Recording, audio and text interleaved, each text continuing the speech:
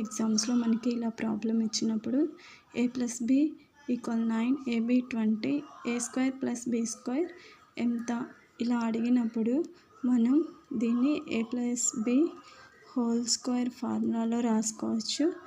a² + b² + 2ab. a+b అంటే 9² = a² + b² plus 2 into ab అంటే 20 equal 9 9s are 81, a² + b² equal 40. a² + b² equal 40 ఇటు వైపుకి వస్తే 81 - 40. a² + b² equal 41. Answer 41.